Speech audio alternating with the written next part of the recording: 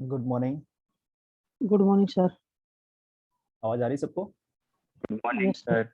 Very good morning, very good morning.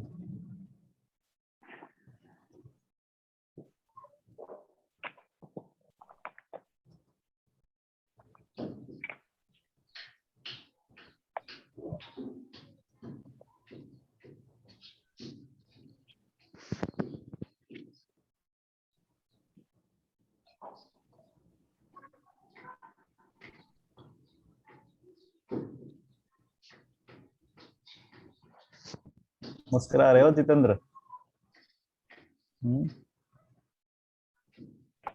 हाँ sir. चलो पहुंच गए सारे? सब बच रहे। हाँ सर आगे।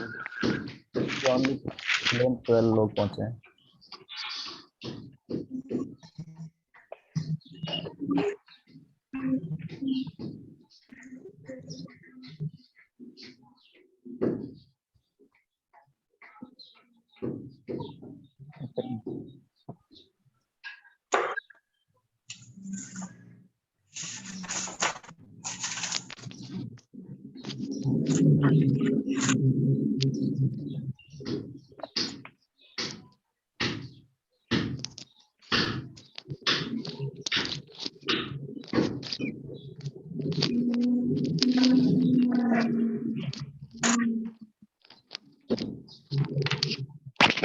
चलो वाला समझ में आया था सबको? Yes, sir. हाँ सर आगे। चल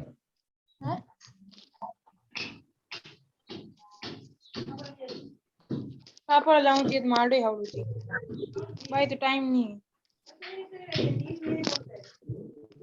अरे जरा यार काट ले हो जाएगा। करें स्टार्ट क्लास को? Yes, sir. हाँ सर करो। चल। तो कल वाला हमने पढ़ा था, एडमिशन के बारे में पढ़ा था। तो आप सबको समझ में आ गया होगा कि एडमिशन क्या चीज होती है। जब हम लोग पेशेंट को क्या कर रहे हैं, हॉस्पिटल के अंदर एडमिट कर रहे हैं, ठीक है? और जब हम लोग पेशेंट को हॉस्पिटल के अंदर एडमिट कर रहे हैं, उस टाइम जो प्रोसीजर हम लोग फॉलो करेंगे उसको बोला हम लोगों ने एडमिशन ऑफ द पेशेंट, ठीक है ना? अब हम लोग इसके बाद का डिस्चार्ज प्रोसेस पढ़ेंगे। क्यों? क्योंकि मैंने पहले ही आपको बताया था कि जब हम लोग एडमिशन करते हैं पेशेंट का, उसी टाइम हम लोग ये डिसाइड करते हैं कि अब हम लोग पेशेंट को डिस्चार्ज कब करना चाहते हैं, ठीक है ना? मैं म्यूट कर रहा हूँ सबको।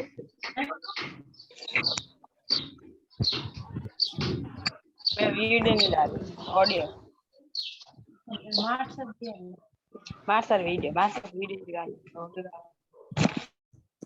ठीक है, तो हम लोगों ने एडमिशन के बारे में पढ़ा। अब हम लोग आज डिस्चार्ज के बारे में पढ़ेंगे कि एक्चुअल में डिस्चार्ज प्रोसेस क्या है।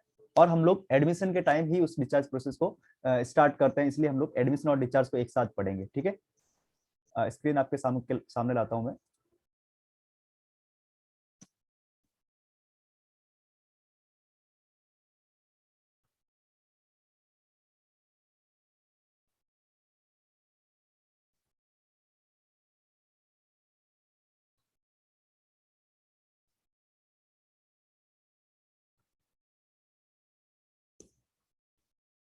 राइट, दिख रहा है सबको? Fundamental of nursing Barkat Ali दिख रहा है? Very good.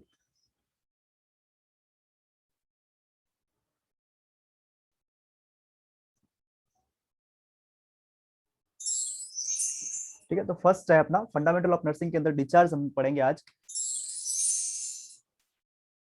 हमने लिखा है डिस्चार्ज प्लानिंग एंड प्रिपरेशन। अब हम लोग पढ़ने जा रहे हैं, डिस्चार्ज की प्लानिंग कर रहे हैं और उसकी प्रिपरेशन कर रहे हैं, ठीक है ना? तो डिस्चार्ज प्रिपरेशन क्या है कि nurse is responsible for ensuring that the patient is to be discharge.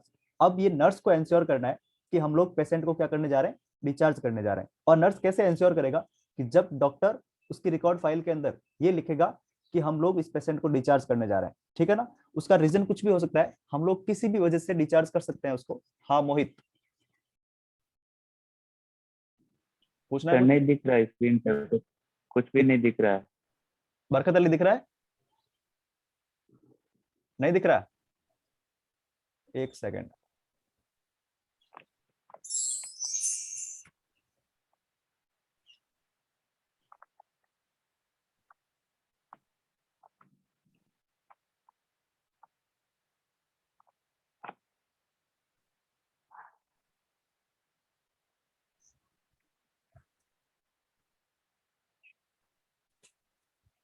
अब दिख रहा है मोहित? नहीं सर, अभी तक कुछ भी नहीं आया, स्क्रॉल हो रहा है। अब नहीं दिख रहा,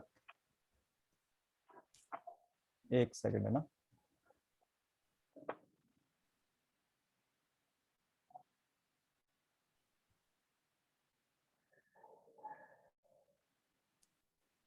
अब दिख रहा है? Yes sir.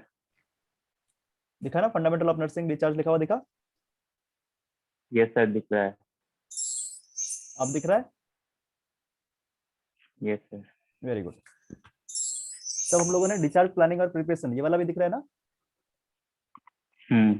ठीक है, तो लिखा हमने डिस्चार्ज प्रिपरेशन करने के लिए nurse is responsible for ensuring that the patient is to be discharge. अब हम लोग क्या देख रहे हैं इसके अंदर कि नर्स को ये एंश्योर करना है कि हम लोग जो है पेशेंट को डिस्चार्ज करने वाले हैं। और एंश्योर कैसे करेगा कि जब डॉक्टर ने डिस्चार्ज प्लानिंग के लिए लिखा है, डॉक्टर ने लिखा है कि हम लोग इस पेशेंट को आज डिस्चार्ज करने वाले हैं ना, तो उसके लिए नर्स को एंश्योर करना है कि इस पेशेंट को आज हम लोग डिस्चार्ज करने वाले हैं। आगे लिखा कि discharge from the hospital should never come unexpectedly to patient और any of those attending them. इसका मतलब क्या हुआ कि discharge for the hospital should never come unexpectedly. ऐसा नहीं होना चाहिए कि हम लोगों ने पेशेंट को कोई एक्सपेक्टेड नहीं किया और डिस्चार्ज कर दिया, ठीक है ना। और जो भी उसको अटेंड कर रहा है उसके लिए अनएक्सपेक्टेड हम लोग ऐसे नहीं कर सकते कि इस पेशेंट को हमने डिस्चार्ज कर दिया। जैसे होता है ना कि हॉस्पिटल के अंदर जैसे अभी का सिस्टम चल रहा है, ऑक्सीजन का लेवल कम हो गया तो डॉक्टर ने बोल दिया कि आप लोग घर जाओ, ऐसा नहीं कर सकते, ठीक है ना। उसके लिए पहले से पूरी प्लानिंग करनी होती है कि हम लोग पूरा प्लान के साथ उसको बताएंगे कि आज हम आपको डिस्चार्ज करने वाले हैं, है ना। और ऐसा भी नहीं है कि डिस्चार्ज कर दिया और बोल दिया कि आधे घंटे के अंदर यहाँ से निकल जाओ, ऐसा भी हम लोग नहीं कर सकते। अनएक्सपेक्टेडली कुछ भी नहीं कर सकते। उनको ये बात पता होनी चाहिए कि आज हम लोग डिस्चार्ज होने वाले हैं यहाँ से, या आज हम लोग यहाँ से निकलने वाले हैं, ठीक है ना। आगे हमने लिखा his discharge should be planned from the time of his admission. ये बहुत ही इंपॉर्टेंट लाइन है, इस लाइन को हमेशा याद रखना कि डिस्चार्ज की जो प्लानिंग होती है, मैं आप लोगों को एक क्वेश्चन पेपर भी बना के दूंगा, ऑब्जेक्टिव टाइप का क्वेश्चन पेपर होगा, वो भी मैं आपको बना के दूंगा। हालांकि उसमें ऑलरेडी मैं आंसर भी दे चुका हूँ, बट फिर भी आप लोग उसमें पढ़ोगे तो आपको समझ में आएगा कि ऐसा भी क्वेश्चन आता है, ठीक है ना। ऐसा भी क्वेश्चन आता है जिसमें ये लिखा होता है कि अभी वेट कौन कर रहे हैं, ऐसा भी क्वेश्चन आता है जिसके अंदर ये लिखा जाता है कि जो डिस्चार्ज प्लानिंग है वो कब स्टार्ट की जाती है, डिस्चार्ज प्लानिंग कब स्टार्ट की जाती है, ये भी क्वेश्चन आता है। और उसका आंसर सीधा सा आंसर होता है कि जो है हम लोग डिस्चार्ज प्लानिंग जो है वो एडमिशन के टाइम ही स्टार्ट करते हैं, at the time of admission. ऐसा भी क्वेश्चन आया हुआ है, आप लोग जब क्वेश्चन पेपर देखोगे तो समझ में आएगा। आगे लिखा हम लोगों ने कि ही should be inform sufficiently early of the day. इसका क्या मतलब हुआ कि हम लोगों को उसको टाइम रहते उसको क्या करना पड़ेगा, इन्फॉर्म करना पड़ेगा कि हम आपको क्या करना चाहते हैं, अब डिस्चार्ज करना चाहते हैं या आज आप लोग डिस्चार्ज होने वाले हो। ये हमें क्या करना पड़ेगा, अर्ली बोलना पड़ेगा उसको। अर्ली का मतलब जल्दी बोलना पड़ेगा, टाइम पे बोलना पड़ेगा, ताकि क्या हो सके वो अपना सामान पैक कर सके, है ना। वो अपने जो भी डॉक्यूमेंट्स है वो रेडी करके वापस अपने घर के लिए लेके जा सके, है ना। मेडिसिन को ठीक से ले सके, पूरा वापस समझ सके कि हमें कौन कौन सी मेडिसिन कब कब लेनी है। वो सारी प्रोसीजर को समझने के लिए उसको टाइम भी तो चाहिए होगा ना थोड़ा सा, ठीक है। या फिर वो अपना ये भी कर सके कि मुझे कौन सी गाड़ी में वापस जाना है, कैसे वापस जाना है, वो अपना प्लानिंग भी कर सकता है। या फिर अपने फैमिली मेंबर से किसी को बुला भी सकता है कि आज हम लोग यहाँ से डिस्चार्ज हो रहे तो हमें अटेंड करने के लिए आ जाओ। तो वो सारी कंडीशंस के लिए उसको क्या मिलना चाहिए, सफिशिएंट टाइम मिलना चाहिए, ठीक है ना। तो उसके लिए हम लोग क्या करेंगे, उसको पहले ही इन्फॉर्म करेंगे। तो आगे हमने ये लिखा है कि ही शुड बी इन्फॉर्म्ड, हम लोग उसको पहले ही इन्फॉर्म करेंगे sufficiently early of the day. जो डे है, जिस दिन उसको डिस्चार्ज करना है, उस दिन पहले ही उसको कुछ टाइम पहले उसको इन्फॉर्म करना है कि आज जो है हम लोग आपको डिस्चार्ज करने वाले हैं, ठीक है ना। आगे लिखा हम लोगों ने फिजिकल कंसिडरेशन के बारे में, फिजिकल कंसिडरेशन के बारे में। इसमें लिखा कि physical intervention for the patient with impaired activity. मतलब क्या हुआ, फिजिकल इंटरवेंशन का मतलब हुआ कि वो फिजिकली फिट है कि नहीं है, घर जाने के लिए फिजिकली फिट है कि नहीं है, या फिर वो एक्टिविटी वो प्रॉपर कर पा रहा है कि नहीं कर पा रहा है, उसके एक्टिविटी के साथ कोई इंपेयरमेंट तो नहीं है। मैंने सिर्फ एक को म्यूट किया हुआ था, अनम्यूट किया हुआ था। मोहित आप भी अनम्यूट हो जाओ वापस। आगे लिखा हम लोगों ने include direct physical care related to the patient's health problem. Patient की हेल्थ प्रॉब्लम से रिलेटेड जो भी फिजिकल केयर हम लोग दे सकते हैं, वो फिजिकल केयर हम लोग उसको प्रोवाइड करवाएंगे at the time of discharge. Physical care का मतलब ये हुआ जैसे कुछ ऑक्यूपेशनल चीजें, ऑक्यूपेशनल थेरेपी देना पड़ जाए उसको, या फिर उसको कैसे अपने आप को एडजस्ट करके रखना है घर के अंदर जाने के बाद भी, वो सारी चीजें हम लोग उसको पहले से ही क्या करेंगे, एक्सप्लेन करके रखेंगे, ठीक है, आगे हम लोगों ने लिखा occupational therapy is one type of physical intervention that prepare the patient for returning home. मतलब अगर हम लोग उसको क्या भेज रहे हैं, घर के लिए भेज रहे हैं, डिस्चार्ज कर रहे हैं, घर जाएगा वो, तो घर जाएगा तो उसके लिए ऑक्यूपेशनल का मतलब होता है व्यवसाय, कि वो अब काम क्या करेगा, वो थेरेपी जो है हम लोगों को उसको देनी पड़ेगी with disability that limit has activity of daily life. इसका मतलब क्या हुआ कि वो क्या क्या काम कर सकता है, कौन कौन से काम कर सकता है और कितनी फिजिकल एक्टिविटी कर सकता है, ये बात हम लोगों को पहले से ही उसको बतानी पड़ेगी। क्यों?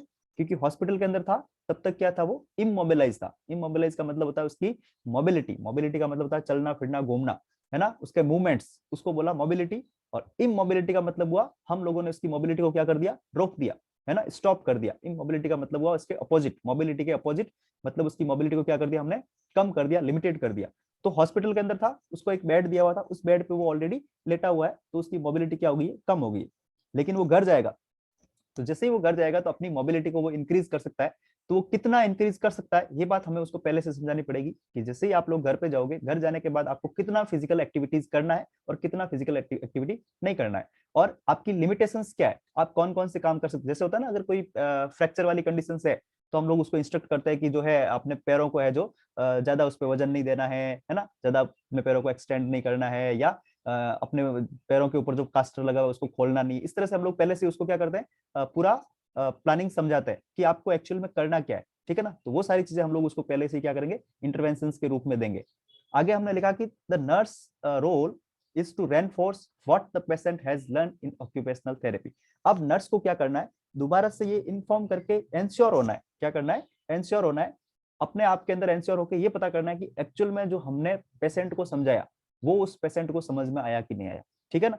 ये बात हमें उसको क्या करना पड़ेगा, रेनफोर्स का मतलब होता है फोर्स डाल के, ठीक है ना, दोबारा से समझना है कि आपने हमसे क्या समझा, यानी कि मैंने जो आपको बताया कि आपको घर के अंदर कितना लिमिटेशंस रखना है, अपने मूवमेंट्स कितने करने कितने नहीं करने, वो आपको समझ में आए कि नहीं आए, ये बात दोबारा से हमको एंश्योर होना है, ठीक है ना। तो ये काम किसका है, नर्स का है। आगे हम लोग पढ़ेंगे कि the nurse may recommended changes in the home based on a home assessment done by interviewing the patient by visiting the home। मतलब क्या हुआ कि नर्स ये एंश्योर करना है नर्स को कि वो क्या क्या चेंजेस उसके घर के अंदर आने वाले, पेशेंट के घर के अंदर क्या क्या चेंजेस आने वाले। हम लोग सिंपली इतना उसके घर में विजिट नहीं करते, यहाँ पे एक लाइन लिखा हुआ है बाय विजिटिंग द होम। हम लोग होम को इतना विजिट नहीं करते, किसी भी पेशेंट के घर पे जाके ये नहीं देखते कि आपका घर कैसा दिखता है या आप इस घर के अंदर रह पाओगे नहीं रह पाओगे, बट हम लोग इतना एंश्योर जरूर होते हैं कि आपके घर में, जैसे होता है ना कि अगर उस पेशेंट को जो है फ्लैट पोजीशन में ही सोना है, तो हम लोग उसके ये पूछते हैं कि क्या आपके घर में फ्लैट पोजीशन में सोने जैसी कोई ऐसी कोई फैसिलिटी अवेलेबल है कि नहीं है। या फिर होता है ना कभी कभार कि हम लोग बोलते हैं उसको कि टेबल पे बैठना है, तो टेबल कुर्सी वहां पे है कि नहीं है। वो सारी चीजें हम लोग उस पहले से क्या करते हैं, एंश्योर करते हैं, सिर्फ पूछते हैं, असेसमेंट्स के थ्रू पूछते हैं, इंटरव्यू के थ्रू पूछते हैं, है ना। इंटरव्यूइंग का मतलब होता है हम लोग उसको क्वेश्चंस करते हैं कि क्या ये फैसिलिटी आपके घर में है कि नहीं है, तो वो बोलता है हाँ है, तो ठीक है, अगर नहीं है तो हम बोलते हैं कि आपको ये फैसिलिटीज वहां पे अवेलेबल करवानी पड़ेगी, ठीक है। इसमें जो लाइन लिखा है और बाई विजिटिंग द होम्स, ये अपने इंडिया के अंदर नहीं होता है, बाकी इंडिया के बाहर जो अदर कंट्रीज है उन कंट्रीज के अंदर क्या होता है, ये फैसिलिटी भी होता है। डॉक्टर जो है या नर्स जो है वो पेशेंट के घर तक भी जाके ये पता करती है कि एक्चुअली में उनके घर की कंडीशंस क्या है, ठीक है। आगे हमने लिखा common physical changes include installing ramp and handrails, moving furnitures to make room for rented hospital bed और installing equipment such as oxygen tank, suction machines. इसका मतलब ये हुआ कि अगर पेशेंट की कंडीशन सीवियर टाइप की थी हॉस्पिटल के अंदर, या फिर उसको इमरजेंसी इक्विपमेंट्स जो हमने पहले पढ़े थे, पिछली वाली क्लास के अंदर पढ़े थे, कुछ स्पेशल इक्विपमेंट्स वगैरह, उन इक्विपमेंट्स की रिक्वायरमेंट होम सेटअप के अंदर भी है, मतलब हॉस्पिटल से डिस्चार्ज होने के बाद घर पे भी है, तो वो फैसिलिटीज वो घर पे लेके आ पाया कि नहीं आ पाया, इस बात को हमें क्या करना पड़ेगा, एंश्योर करना है। जैसे अगर उस पेशेंट को चलने फिरने के अंदर प्रॉब्लम्स है तो रैंप्स का मतलब समझ लो, एक रैंप बना होता है ना चढ़ने के लिए, जहाँ पे व्हील चेयर आराम से ऊपर चढ़ जाए, है ना। एक तो सीढ़ियां होती है, सीढ़ियां ना होकर एक सीधा रैंप बना हुआ, वो रैंप वगैरह ऐसी फैसिलिटी आजकल अपने घरों के अंदर भी अब गाड़ी लेके लाने के लिए होती है ना, गाड़ी को ऊपर चढ़ाने के लिए होती है, वैसा का वैसा रैंप फैसिलिटी उसके वहाँ है कि नहीं है। हैंड रेल्स मतलब पकड़ने के लिए जो स्टेयर केजेस जैसे होता है वैसा का वैसा हैंड रेल्स होती है कि नहीं होती है। फर्नीचर्स जो मूविंग फर्नीचर्स, जैसे उसको ज्यादा जोर ना पड़े इधर उधर करने में, या फिर इजीली वो मूव कर सके, है ना, तो ऐसा फर्नीचर जो मूविंग फर्नीचर्स हो, घूमने फिरने वाला फर्नीचर्स हो, जिसके नीचे टायर्स लगे हुए है ना। और रूम जो है वो हॉस्पिटल बेड के जैसा दिखे, है ना, कि हॉस्पिटल में जैसा पेशेंट रह रहा था वैसा उस टाइप के अकॉर्डिंग रहे, उसका बेड वगैरह ऐसा रहे, और इक्विपमेंट्स वहाँ पे पूरे अवेलेबल रहे। जैसे अगर उसको ऑक्सीजन की नीड है तो ऑक्सीजन का इक्विपमेंट्स, ऑक्सीजन टैंक वगैरह, ऑक्सीजन मास्क वगैरह सारा कुछ, अगर सक्शन उसको बार बार करना पड़ रहा है तो सक्शन मशीन वगैरह वो सारी वहाँ पे अवेलेबल है कि नहीं है, ये अपने को क्या करना है, एंश्योर करना है डिस्चार्ज के टाइम।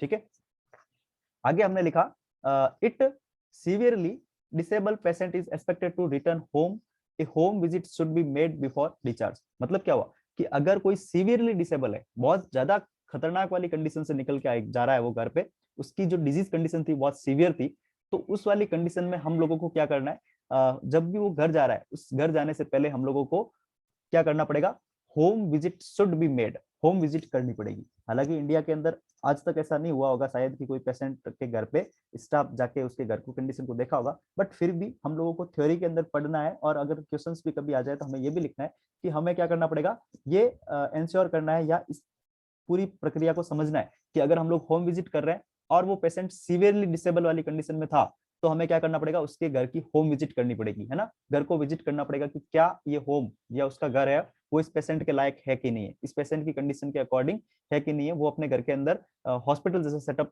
क्रिएट कर पा रहा है कि नहीं कर पा रहा है, ये हमें क्या करना पड़ेगा, पहले से ही समझना पड़ेगा। आगे लिखा है कि patient with knee replacement need to make lot of changes in home.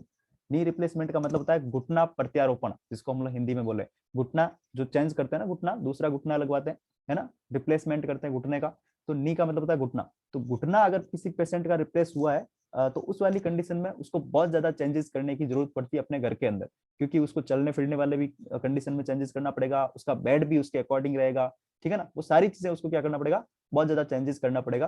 तो उस वाली कंडीशन में होम विजिट बहुत ज्यादा कंपलसरी वाली कंडीशन बन जाती है, पर हालांकि इंडिया के अंदर इतना होता नहीं है, बट फिर भी हम लोगों को थ्योरी के अंदर ये चीज लिखना है कि अगर कोई सीवियरली कंडीशन वाली प्रॉब्लम वाली कंडीशन थी, डिसेबिलिटी वाली प्रॉब्लम ऐसा कुछ था, तो हमें क्या करना पड़ेगा, उसके होम विजिट को करना ही पड़ेगा। और एग्जाम्पल के रूप में कि नी रिप्लेसमेंट वाले पेशेंट के लिए क्या करना पड़ेगा, बहुत ज्यादा होम के अंदर चेंजेस करने पड़ेंगे। ठीक है, आगे बढ़ते हैं।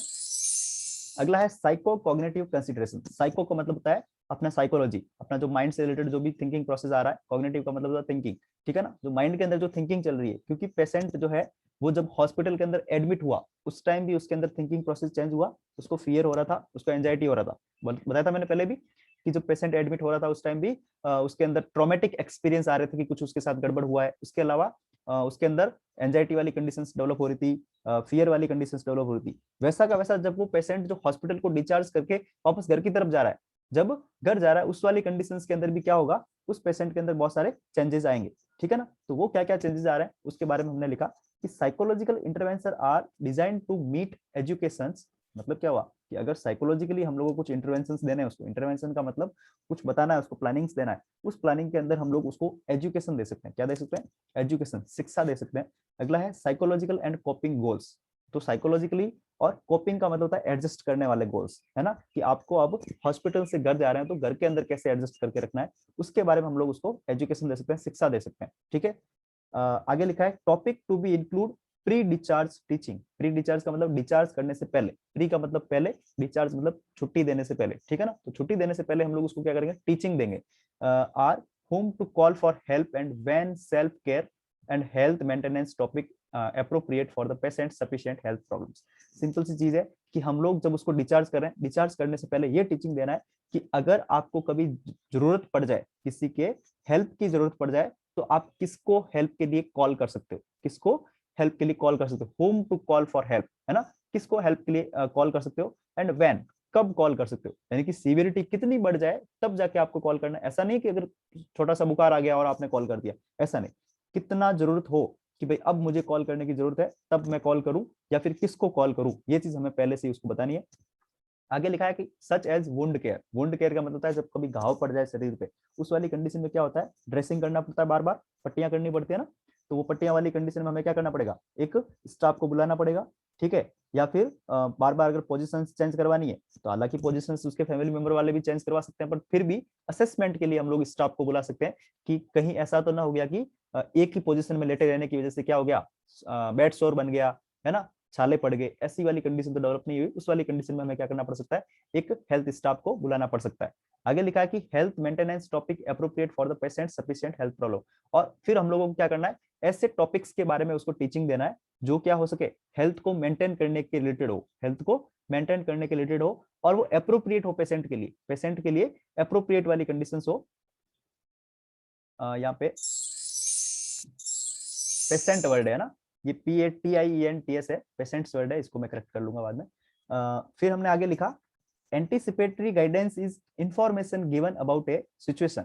जो एंटीसिपेटरी गाइडेंस का मतलब, और अलावा इसके अलावा जो गाइडेंस हम लोग दे रहे हैं वो किस लिए दे रहे हैं, कि हम लोग सिर्फ क्या कर रहे हैं, इंफॉर्मेशन को दे रहे हैं कि हम लोगों को और इसकी कंडीशंस के अकॉर्डिंग क्या क्या इंफॉर्मेशन उसको प्रोवाइड करवाना है। और before the situation occur so that the patient can develop problem solving and coping strategy। अब हम लोग इससे जो इंफॉर्मेशन एजुकेशन इसको दे रहे हैं, इससे क्या होगा कि जो पेशेंट अगर कभी भी ऐसी कोई सिचुएशन आ जाएगी जिस सिचुएशन में पेशेंट को क्या हो, कोई प्रॉब्लम वाली कंडीशन हो, तो वो प्रॉब्लम को क्या कर सके, इजीली सॉल्व कर सके और कॉप अप कर सके। कॉप अप का मतलब उसके साथ एडजस्ट कर सके। तो एडजस्टमेंट के लिए या फिर उस प्रॉब्लम को सॉल्व करने के लिए हम लोगों को पहले से क्या करना पड़ेगा, उसको प्लानिंग बताना पड़ेगा, ऐसे इंटरवेंशंस बताने पड़ेंगे डिस्चार्ज के टाइम से ही। क्यों? क्योंकि अगर हॉस्पिटल से घर जाने के बाद अगर वो घर से कॉल करेगा कि मुझे ये प्रॉब्लम हो गया, इससे तो बढ़िया है कि आप लोग क्या करो, जब वो छुट्टी लेके घर जा रहा है उससे पहले ही क्या कर दो, उसको समझा दो कि आपको क्या क्या ध्यान रखना है। जैसे होता है ना, अगर एग्जाम्पल के रूप में भी हमने ये लिखा है कि हम लोग ट्रीटमेंट कर रहे हैं किसी पेशेंट का जो हार्ट अटैक का पेशेंट हो, ठीक है ना, हार्ट अटैक का पेशेंट हो जिसको हार्ट अटैक एक बार आया हुआ है, हम लोग उसको एजुकेशन में ये बता सकते हैं कि आपको घर जाने के बाद, क्योंकि जब तक हॉस्पिटल में है तब तक तो हमने उसको बोल दिया, हम लोग उसको मेडिसिन अपने अकॉर्डिंग दे रहे हैं ना, खाना पीना अपने अकॉर्डिंग हॉस्पिटल के अकॉर्डिंग हमने कर दिया। लेकिन वो जैसे ही घर जाएगा तो घर जाने के बाद हम लोग उसको एजुकेशन के रूप में पहले ये बता सकते हैं कि एक तो आपको नमक कम खाना है, ठीक है ना, आपको पानी पीना है, ठीक है, आपको जो है फैटी चीजें जो कम खानी है, ऑयल्स वगैरह जो चीजें है वो बहुत ही कम खानी, वो सारी चीजें हम लोगों को पहले ही बतानी पड़ेगी उसको। क्यों? क्योंकि अगर उसको पता एक्चुअल में प्रॉब्लम का पता नहीं है उसको कि अगर हार्ट डिजीज हुआ है तो उसका आगे क्या प्रॉब्लम हो सकता है, या उसको क्या क्या चीजें खानी चाहिए, क्या नहीं खाना चाहिए, कैसे अपने आप को मेंटेन करके रखना चाहिए, कौन कौन सी टेबलेट्स अपने पास इमरजेंसी के रूप में रखनी चाहिए, वो सारी चीजें उसको नहीं पता है। तो हमें क्या करना पड़ेगा, जब वो पेशेंट वहां से डिस्चार्ज होकर घर जाएगा उससे पहले ही हमें उसको सारी चीजें समझानी पड़ेगी कि आपको क्या क्या चीजें करनी है, क्या क्या चीजें नहीं करनी है, ठीक है ना। तो ये हम लोगों ने बोल दिया साइको कॉग्निटिव कंसिडरेशन के रूप में हमने उसको पूरा एजुकेशन उसको दे दिया, ठीक है, आ गया समझ में? वेरी गुड, आगे बढ़ते हैं। फिर हमने लिखा फैमिली कंसिडरेशंस। फैमिली कंसिडरेशन का मतलब हुआ कि हमने पेशेंट को तो अच्छे से समझा दिया था, लेकिन पेशेंट के साथ साथ हमें फैमिली मेंबर्स को भी समझाना पड़ेगा। क्या करना पड़ेगा? फैमिली मेंबर्स को भी समझाना पड़ेगा। क्यों? क्योंकि अगर पेशेंट को समझा दिया और फैमिली वालों को नहीं समझाया तो हो सकता है कि वो जो फैसिलिटीज जो हम लोग उसको प्रोवाइड करवाना चाहते थे वो फैमिली मेंबर प्रोवाइड करवा रहा है, पेशेंट खुद प्रोवाइड नहीं कर पा रहा है, खुद वो फैसिलिटी नहीं ले पा रहा है। उस वाली कंडीशन में अगर फैमिली मेंबर्स को समझाया नहीं कि आपको कैसे इसको केयर करना है, सारी कुछ प्रोसीजर नहीं समझाए, तो फैमिली मेंबर में से कोई भी उसका केयर प्रॉपर नहीं कर पाएगा। तो हमने ये लिखा कि social and family intervention are developed to meet social support and resource goal. इसका मतलब ये हुआ कि अगर हम लोगों ने सोशल और फैमिली इंटरवेंशन उसको दिए, सोसाइटी के लोगों को या फिर उसके फैमिली के लोगों को अगर प्लानिंग के बारे में समझाया कि इसका कैसे केयर करना है, तो उससे क्या होगा कि सोशल सपोर्ट मिलेगा उस पेशेंट को सोशल सपोर्ट मिलेगा, और जो गोल है उस गोल को अचीव कर पाएगा। वो गोल, उसका गोल क्या है कि वो हेल्दी बन जाए दोबारा से, है ना, उसका हेल्थ स्टेटस दोबारा से ठीक हो जाए। आगे लिखा हम लोगों ने कि रेफरल में be made to social workers and to discharge planner. और जो रेफरल है, रेफरल का मतलब कहां से रेफरेंस लिया गया, क्या पढ़ना है, मतलब ऐसे होता है ना, हम लोग बुक्स पढ़ते हैं उसमें ये होता है ना कहां से रेफरेंस लिया गया, कौन सी बुक से पढ़ के हमने इस बुक के अंदर छापा है, वो वाली चीज। तो हम लोग जो है सोशल वर्कर्स को या डिस्चार्ज प्लानर के अंदर एक हम लोग रेफरल बनाएंगे कि एक्चुअल में आपको क्या करना है। जैसे डॉक्टर से हम लोग सलाह लेंगे कि इस पेशेंट के लिए क्या क्या सही है क्या नहीं है, ठीक है, वो हम लोग सीधा क्या करेंगे, उसके सोसाइटी मेंबर्स को बताएंगे, उसके फैमिली मेंबर को बताएंगे, या फिर उस पेशेंट को बताएंगे, ठीक है ना। आगे लिखा हमने ए पेशेंट में develop a fear of going home. अब क्या कंडीशन बनती है, एक तो जब पेशेंट हॉस्पिटल के अंदर एडमिट होता है उस टाइम उसको फियर लगता है, एंजाइटी होता है कि उसके साथ कुछ गड़बड़ हुआ है, कुछ डिजीज कंडीशंस हुआ है। एक तो वो वाली कंडीशन जब एडमिशन के टाइम उसको फियर और एंजाइटी हुआ। एक कंडीशन ये बनी कि जब पेशेंट हॉस्पिटल को छोड़ रहा है उस टाइम भी क्या हो रहा है, उसको फियर लग रहा है। उस टाइम उसको किस बात का फियर लगेगा, ये बात समझना इसलिए जरूरी है क्योंकि इस लाइन का मतलब ये है कि उस वाली कंडीशन में उस पेशेंट को डर ये है, जैसे कोई पेशेंट बीमार हुआ, वो हॉस्पिटल के अंदर आया और हॉस्पिटल में ट्रीटमेंट लेने के बाद उसको ये पता चला कि इतना केयर करने के बाद मैं ठीक हुआ हूँ, क्या हुआ हूँ, इतना केयर करने के बाद मैं ठीक हुआ हूँ। तो ये इतनी की इतनी सारी केयर उसको घर पे मिलेगी कि नहीं मिलेगी, घर पे ये सारी केयर मिलेगी कि नहीं मिलेगी, ये बात सोच के उसको फियर लगता है, ठीक है ना, कि जो भी केयर हम लोग यहाँ पे दे रहे हैं ये केयर घर पे उसको पूरा प्रॉपर मिलेगा कि नहीं मिलेगा। दूसरी चीज कि वो ये सोच रहा है कि यहाँ पे हॉस्पिटल में है, जब भी उसको जरूरत पड़ा उसने क्या कर दिया, तुरंत कॉल बेल दबा दिया, स्टाफ को बुला लिया और अपना जो भी रिक्वायरमेंट था वो पूरा कर लिया।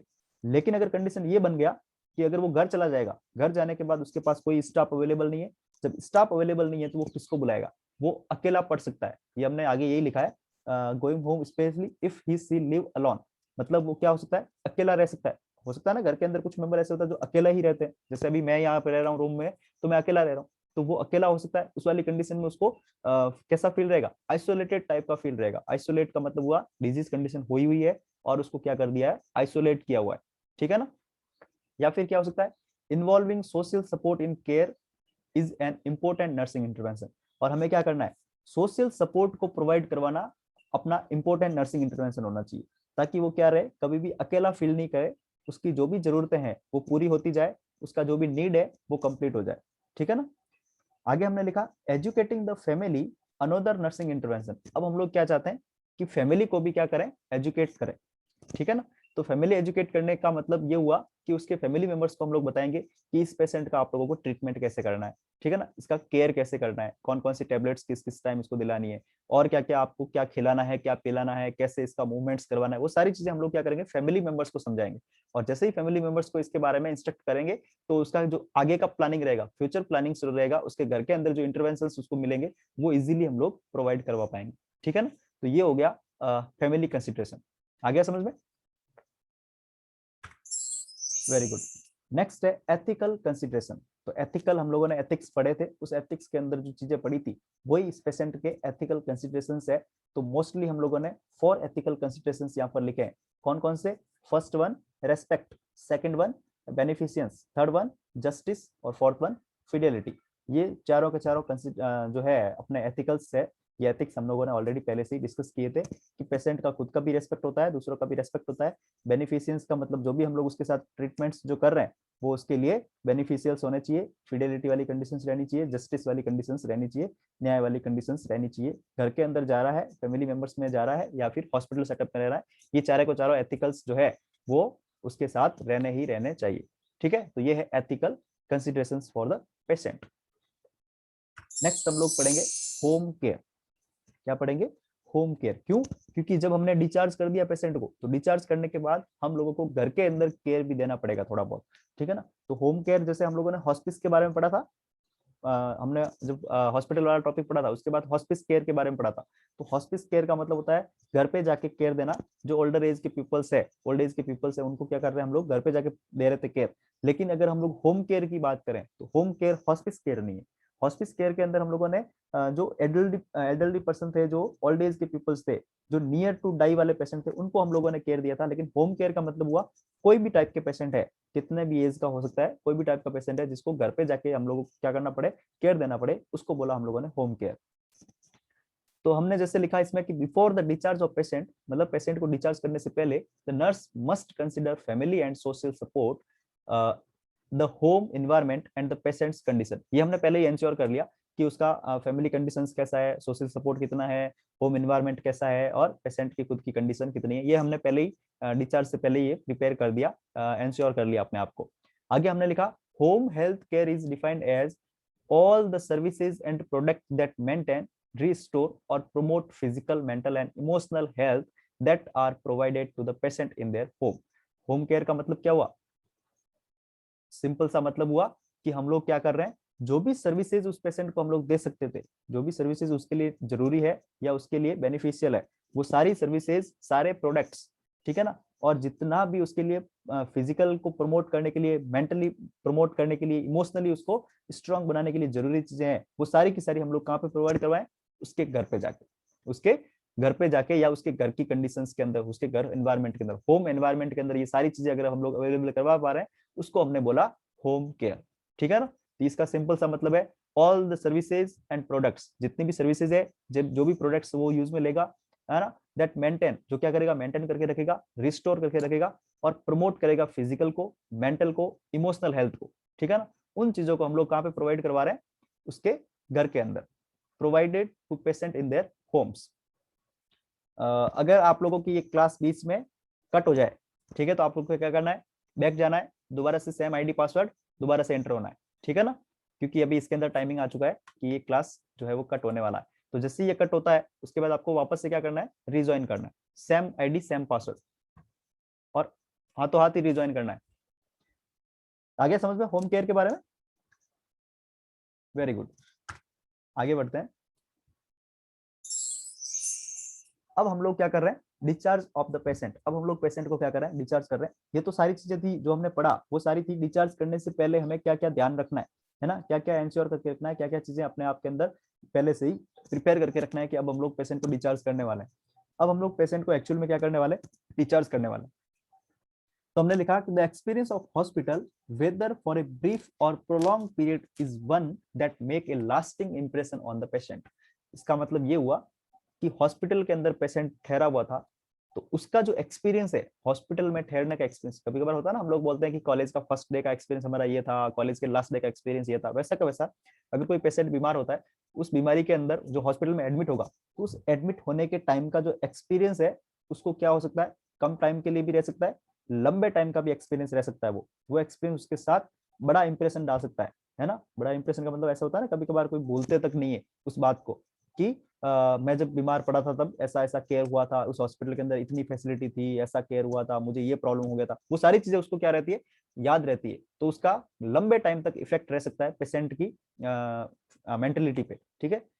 Just as event of admission remains in mind, कि हम लोग जैसे ही उसका एडमिशन कर रहे हैं अपने माइंड के अंदर ये रखना है, so will various factor returning to discharge of the patient be important in the patients remember the total experience.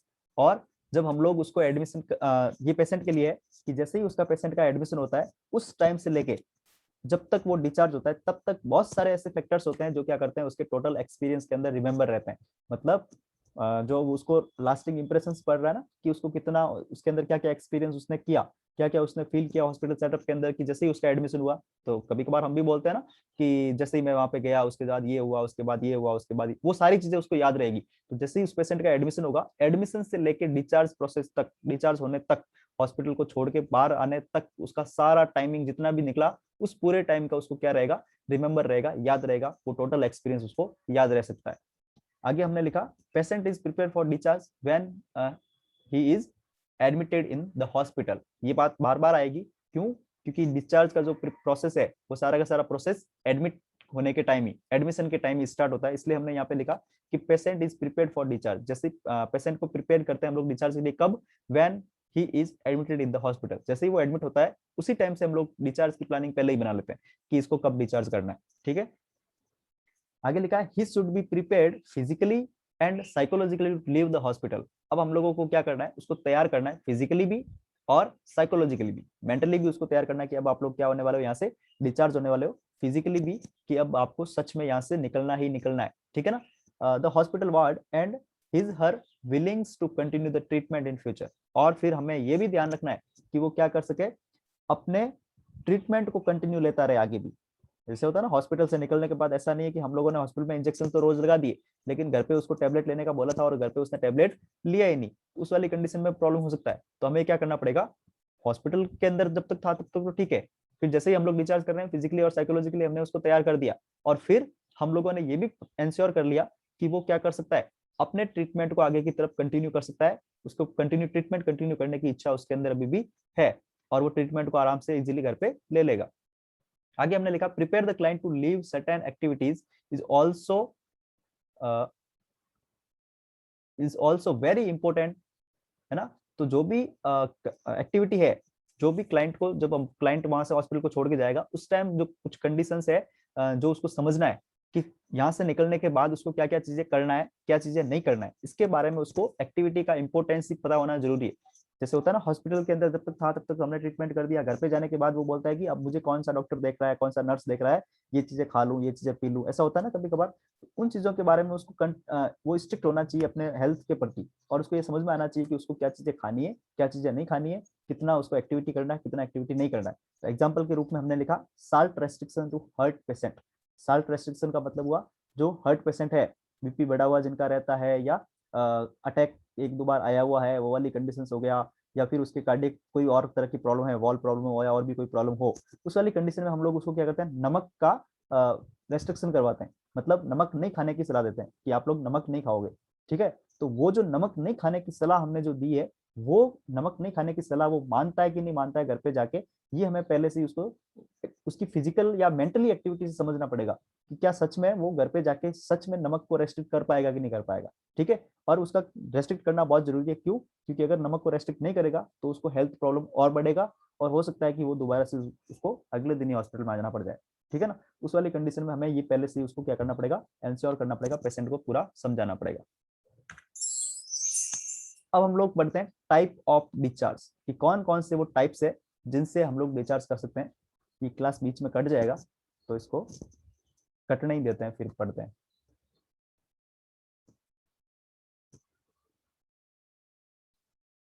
कुछ पूछना है किसी को?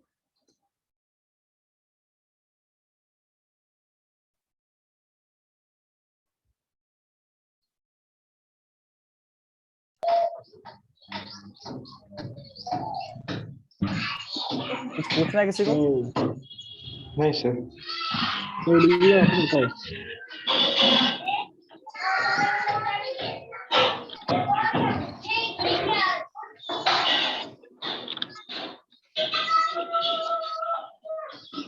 कितने लोग आए हैं क्लास में?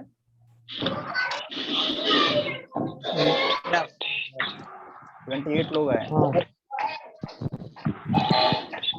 देखो, जो क्लास में नहीं आ रहा है ना, हो सकता है कि उसके दिमाग में ये चल रहा हो कि वो जो है सिर्फ नोट्स पढ़ के या सिर्फ समझ लेगा, जैसे हम लोग नोट्स भेजेंगे उस नोट्स से समझ लेगा, तो बहुत मुश्किल है, क्योंकि बहुत सारी चीजें ऐसी है जो सिर्फ नोट्स पढ़ने से नहीं आएगी समझ में। क्योंकि कभी कभार ऐसा होता है ना कि ऐसा हम लोग अगर बोल दें तो फिर तो आप लोग बुक घर पे बैठ के ही पढ़ लेना, ऑनलाइन क्लासेस का क्या मतलब हुआ, है ना। तो आपको क्लासेस में आना बहुत जरूरी है, क्योंकि अगर क्लास में आओगे नहीं तो समझ में नहीं आएगा कि एक्चुअल में इस लाइन का मतलब क्या है, इस वर्ड का मतलब क्या है। ठीक है, तो क्लास में आना बहुत जरूरी है। अगर कोई ये सोचता है कि क्लास में नहीं जाने से भी क्या फर्क पड़ेगा, हम लोग क्या कर सकते हैं, घर पे बैठ के उन नोट्स को पढ़ लेंगे, तो वो मुश्किल है। और दूसरी चीज, जो मैं नोट्स भेज रहा हूँ वो नोट्स को आप लोग अपनी नोटबुक में लिखते भी जाना, क्योंकि हो सकता है कि अभी जो क्लासेस चल रहा है वो ऑनलाइन चल रहा है, जैसे ऑफलाइन क्लास होगा तो दोबारा से हम लोग नोट्स लिखवाएंगे, तो फिर आपका क्या रहेगा, एक रजिस्टर जो स्टार्ट हुआ है उस रजिस्टर के अंदर बीच में से टॉपिक सारे मिस हो जाएंगे। क्यों? क्योंकि आपने ऑनलाइन वाला उसमें कॉपी किया ही नहीं होगा। अगर कॉपी नहीं किया हुआ होगा तो क्या होगा, वो बीच में सारा मैटर क्या हो जाएगा, मिस हो जाएगा। तो इसलिए क्या करो, जो भी रोज का, ज्यादा नहीं होता है, बस 4-5 पेज ही होते हैं, और 4-5 पेज इस तरह से रहते हैं तो आपकी कॉपी के अंदर शायद 2 या 3 पेज ही भरे होंगे। ठीक है, कितने हुए होंगे, इतने ही हुए होंगे, उस हिसाब से आप लोग इतना तो लिख ही सकते हो। और अभी आज और कल की तो एक ही क्लास चल रहा है, कल भी एक ही क्लास, मेरा ही क्लास हुआ था, और आज भी मेरा ही क्लास होगा, शायद मंडे से बाकी वाले टीचर्स क्लास लेंगे। उस वाली कंडीशन में आप लोग आराम से लिख सकते हो, 2-3 पेज ही तो लिखने हैं। ठीक है, तो ये चीज आप ध्यान रखोगे, नोट्स सारे कंप्लीट रखोगे। और अगर नोट्स कंप्लीट नहीं रखते हो तो फिर नोट्स भेजने का भी मतलब नहीं बनता है, क्योंकि अब ऐसे तो फिर पीडीएफ्स तो बहुत सारी पड़ी है, बुक्स तो सारी लाइब्रेरी के अंदर पढ़ाई है। ठीक है, तो आप लोगों को ये ध्यान रखना है कि सारे नोट्स आप लोग लिखोगे। ठीक है, यस सर। सर सही वापस कर दीजिए वाला, दूसरा वाला, ये वाला जो स्क्रीन पे दिख रहा है वही वाला। हाँ सर। देखो, हम लोग क्या कर रहे हैं, पेशेंट को डिस्चार्ज करने का प्लानिंग बनाए हुए थे कि हम लोग पेशेंट को डिस्चार्ज करना चाहते हैं। ठीक है, जब हम लोग पेशेंट को डिस्चार्ज कर रहे हैं तो पेशेंट को जैसे ही डिस्चार्ज करेंगे, उसने जब से एडमिशन लिया है तब से लेके डिस्चार्ज होने के टाइम में वो बहुत सारा इंप्रेशंस उसके बॉडी पे पड़ेगा, उसके मेंटेलिटी पे बहुत सारा इंप्रेशंस रहेगा। इंप्रेशंस कैसा कि हॉस्पिटल में एडमिट होने से लेके डिस्चार्ज होने तक उसने क्या क्या एक्सपीरियंस किया, कैसे डॉक्टर्स ने उसका ट्रीटमेंट किया, कैसे नर्सेज ने उसके इंजेक्शंस लगाए, वो सारा इंप्रेशंस उसके बॉडी पे पड़ेगा। और जब हम लोग उसको डिस्चार्ज करने वाले हैं तो डिस्चार्ज करने के वाले जो हम लोग डिस्चार्ज कर रहे हैं उस टाइम हम लोगों को भी एंश्योर होना है कि जो वहां से जैसे ही वो घर जाएगा तो घर जाने के बाद कुछ ऐसी चीजें जो शायद उसको करनी है, जो कुछ चीजें नहीं करनी है, उसके बारे में वो एंश्योर हुआ कि नहीं हुआ। जैसे हमने एग्जांपल में इसमें लिखा है साल्ट रेस्ट्रिक्शंस के बारे में, नमक को नहीं खाने की सलाह दी हुई थी, तो नमक को नहीं खाने की सलाह हमने उसको दी, वो मान पाएगा कि नहीं मान पाएगा, ये साइकोलॉजिकली उसके दिमाग में क्या चल रहा है ये हमें समझना पड़ेगा। ठीक है, तो ये इसके अंदर हमने पढ़ा कि डिस्चार्ज कर रहे हैं जो पेशेंट को, तब उसके दिमाग में क्या चल रहा है या उसके अंदर क्या क्या इम्पैक्ट आया है उसके बारे में हमने पढ़ा। ठीक है, ओके सर। अब वापस आना।